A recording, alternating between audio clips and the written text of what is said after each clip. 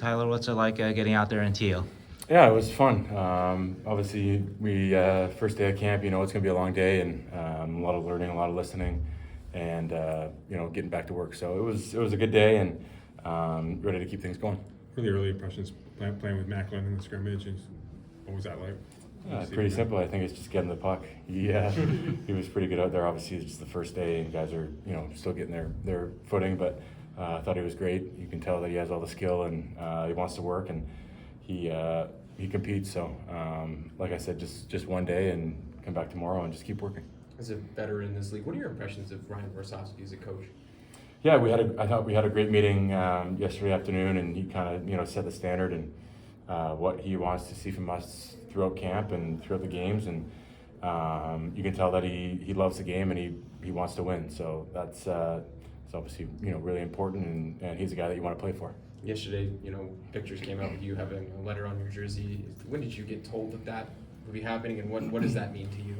Yeah, right before all the media stuff started happening, I had a meeting with Warzo, and he let me know that I was going to be part of the leadership group, and whether I was going to wear a letter or not, I was going to take a lot of pride in it, in the first place. So very honored, and like I said, just ready to work throughout camp and going into the season and help turn the ship around here. What is the standard? Look like in terms of being a leader with such a young group? I mean, I don't think it's anything really in particular. I think it's sort of bring my knowledge. I've been around, been on a few teams now and been around for a while. So just come to work and try and get better every single day. And when things are going good and things are going bad, just try and keep things as even keel as possible. And like I said, just keep working. What is the standard that Ryan set? Yeah, well, the standard's high. I think he's been here for a few years, and it hasn't been up to par and up to standard. And I think even Greasy too had a couple good things that he said. It's time to turn this thing around, and he brought in a lot of new guys like myself, and a lot of young guys trying to make the team, and there are spots available. So basically, if you want to make the team, you got to work hard.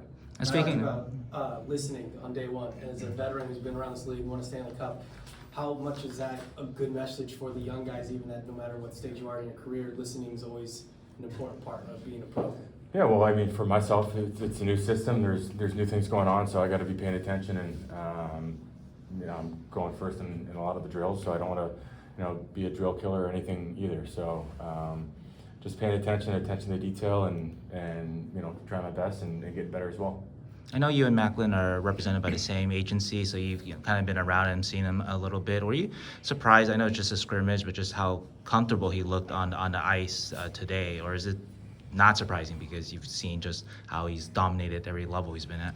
No, I mean, obviously, like you said, I talked to my agent Pat about it, and he said he's really excited for the things that he can do in this league, and he's obviously, one of the reasons why I wanted to come here was to, be on the same team as him and be able to hopefully play with him. So today was obviously something special. Like I said, it was the first day of camp, and he was flying out there, one of the best players on the ice for sure. So I think the goal for him, and I'm not worried, is he wants to, be the best player on the ice every day, and so far I think he's accomplished that today. As a veteran, do you offer advice, maybe not to put too much expectation? I know he's lived with them pretty much all his life or his career, but not to have too much on himself. It's a team. He doesn't have to do everything himself.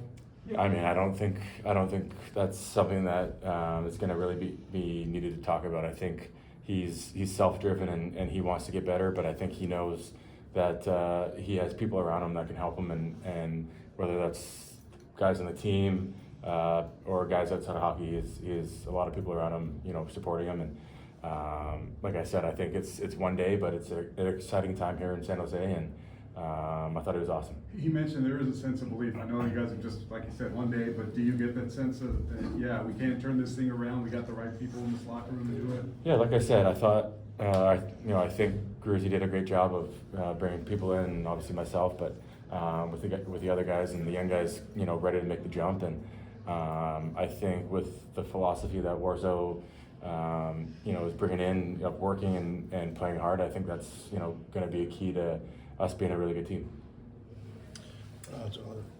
You mentioned obviously the veterans that came in here and brought in to help insulate the young guys. How does that manifest itself? Like, what does that mean exactly when you talk about insulating the younger players, I guess?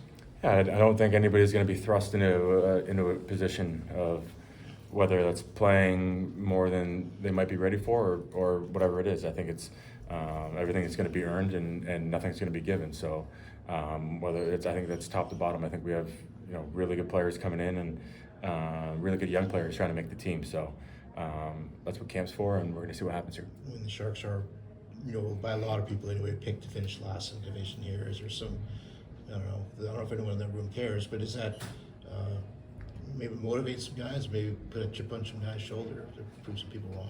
I mean, for sure. I think the underdog mentality is something that goes a long way, and I've been on teams that have done a lot better than people have predicted or whatever. And I think at the end of the day, it's whatever happens in our locker room and our compete and what we want to do as a group. So I think we'll go from there.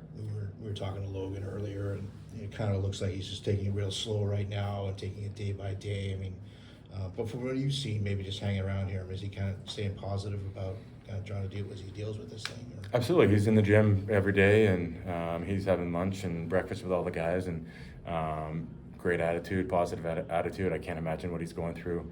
It's got to be tough mentally, and I know he's been working hard, and I think he's doing the best that he can, and I think the leadership that he's bringing, away from being on the ice is awesome. And he was in our meeting going over the drills today, so I think he's doing a great job, and he's being a great captain. You We mentioned have Mike. Jake here, maybe take one more and then. Sure. Sorry.